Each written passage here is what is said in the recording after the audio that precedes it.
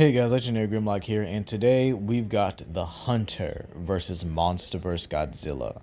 The ultimate Hunter versus the ultimate. Well, this is basically the ultimate hunt itself entirely. The pinnacle of a hunter's achievement is now answered here versus Monsterverse Godzilla. But let's start off. In terms of physical strength and AP, the Hunter would actually scale around planetary. This comes from him being able to use the hammer in order to stagger very powerful monsters. Monsters such as the likes of Fatalis and Dalmador, who are able to respectively have feats where they shake the planet or are able to stop the planet's rotation. He even is able to rip out of the webbing of monsters like Nerscylla, and Nerscylla is actually known to be able to hold monsters such as Kongolala. Congolalas are known to actually being able to fight against, and sometimes being able to pull it off against Devil Joes as well. We all should know that Devil Joes are Elder Dragon level, and this is actually pretty impressive due to those feats. The Hunter is also incredibly durable, being able to take attacks from rare species such as Luminescent Nargacuja, Stygian Zenogre, and various others like Ivory Legiacris and others. This would again put him around the planetary margins as as these monsters, these rare species do scale to the Elder Dragons as well. Elder Dragons themselves can range from multi-continental to continental levels of damage. In terms of actual lifting prowess or actual, pressing prowess, the Hunter is able to hold up against multi-metric tons of force.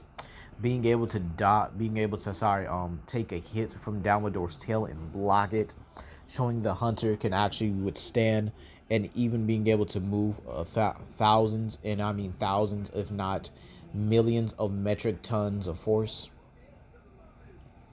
In terms of speed, the Hunter easily is faster than light. The scaling comes from monsters such as Kirin, Odogaron, and Garuda Deora. We'll just use the last one to kind of scale off here.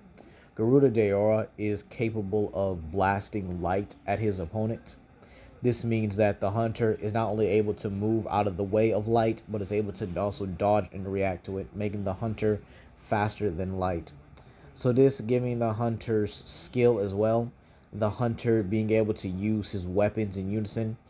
For this, we'll give him the Charge Blade, which is a balance between defense and offense.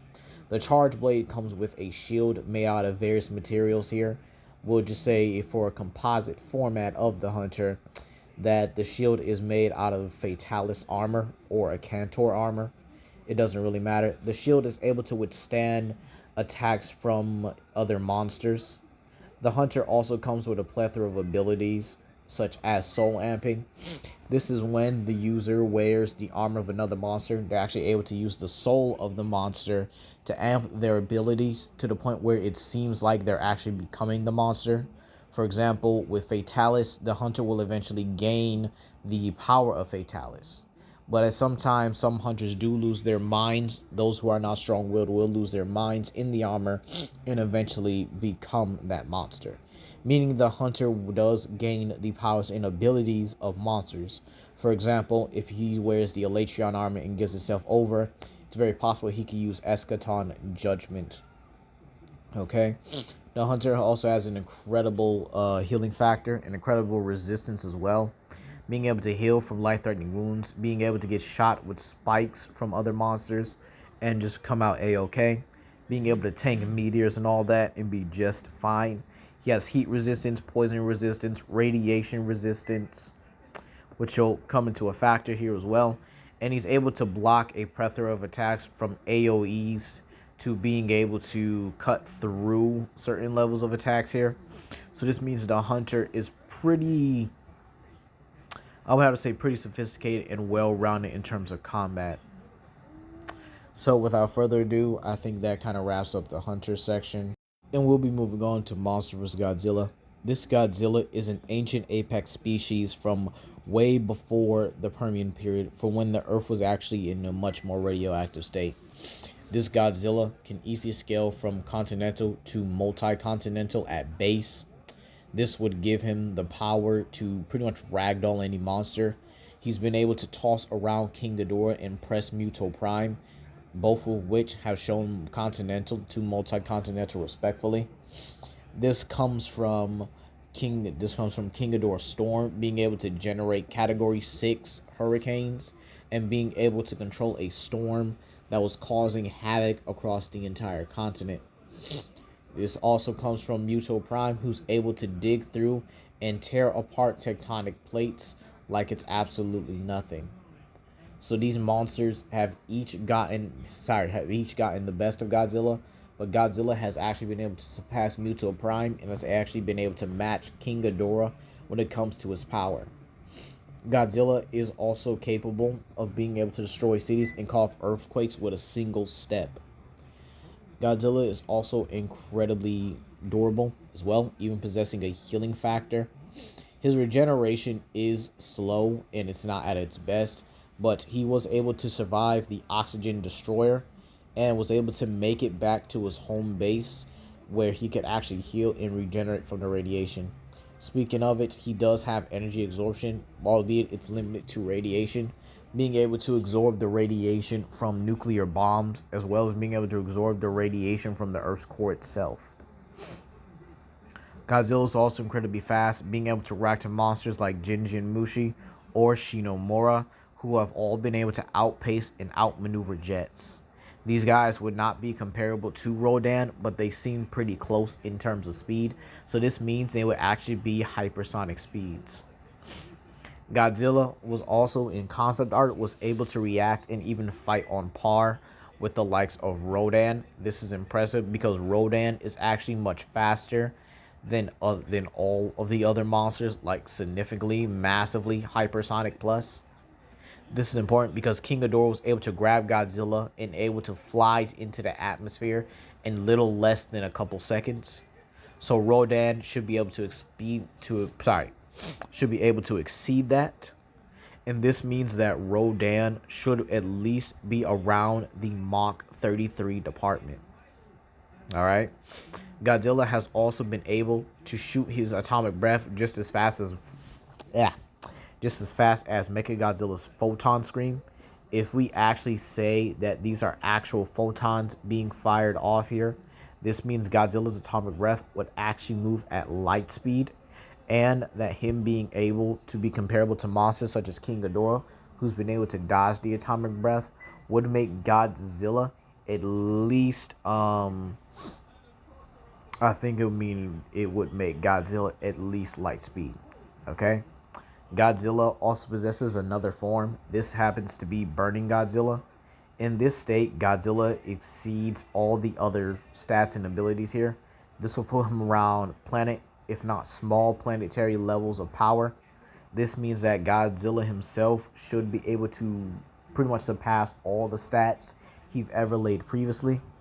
He also has the nuclear pulse, which is able to pretty much burn and pretty much just, incinerate everything. And in that burning state, he was able to absolutely dog walk King Ghidorah, who just got a recent amp in there as well after absorbing Boston's entire power grid. Godzilla also has actually attuned senses. This means he's attuned with the planet and nature and is able to sense events before they happen as well. So kind of gives him a little bit of precognition and mental awareness as well. So with that being said here, Godzilla easily demonstrates that he has continental to multi-continental at base. And with Burning Godzilla, he could easily reach small planetary levels of attack potency. So without further ado, we're going to break this down, and we're actually going to go into both rounds here. First one being the Hunter against Godzilla, the Hunter without his soul amps. And then round 2 will be Burning Godzilla versus a soul amped Hunter. So to start off here, in terms of AP and in terms of scaling, the Hunter actually takes a good edge over Godzilla. In terms of physical strength, however, it does go to Godzilla. The weight, the power, the distribution, Godzilla does have the physical edge over the Hunter here. However, where the Hunter kind of just outstacks here is in terms of his speed, his agility, his weaponry, his gear, and his, resistances as well. He could easily block, if not dodge, the atomic breath and simply slice through Godzilla. Godzilla can heal from this, but his healing factor isn't the same as the Hunter's. The Hunter will be able to target every weak point he thinks Godzilla has and will be able to simply exploit them very easily. Godzilla, using his precognition, would probably realize that the Hunter is very smaller than him and probably a bit more agile than him. So he'll resort to trying to drag the fight into somewhere the Hunter can't maneuver around him. However, due to the Hunter's gear and abilities, such as wire bugs, grapple hooks, etc., he would be able to simply grapple onto Godzilla and continuously outmaneuver him over and over and over again. But let's head into the second round. What happens if Godzilla gets enough radiation to achieve his burning Godzilla state? Well, if that happens, then the fight immediately, goes in his favor, and he's easily able to simply just take out the Hunter and pretty much claim victory. But what happens if the Hunter uses soul amps? Using soul amps of monsters like Fate of the Black Dragons will give the Hunter the ability to use whatever he wants, such as Fatalis' Fire Breath, or things like Fatalis' Fire Breath, Eschaton Judgment, and being able to use soul binding attacks, or at least soul attacks. So these kind of hacks and these kind of abilities, plus the resistance he'll have to maybe the atomic pulse at least a couple good times, will give him the significant edge. It'll amplify his weapons as well. And if the Hunter does use dragon energy as well, he'll simply nullify Godzilla's abilities. This even includes the atomic pulse itself here. It may even ignore Godzilla's conventional durability and just bypass him completely. Maybe even use the effluvium from Bal-Hazak to again just bisect through Godzilla's durability. And while I do think this is a very good and significantly fun matchup here, I do think that the Hunter is eventually going to beat Godzilla. They both have around the same levels of stamina. Godzilla can at least go around and at least win and pretty much go around for the day, but the Hunter may have significantly higher due to the fact that he scales to the monsters like Espinas and Kushala Daora, who have been able to have wars for entirely 3 days and without rest. So at the end of the day here, I would have to award the Hunter at least 6 out of 10 times. But let me know what you guys think down below. Please comment, like, subscribe, and share with your friends. This is Legendary Grimlock, and I'll see you guys later. Peace.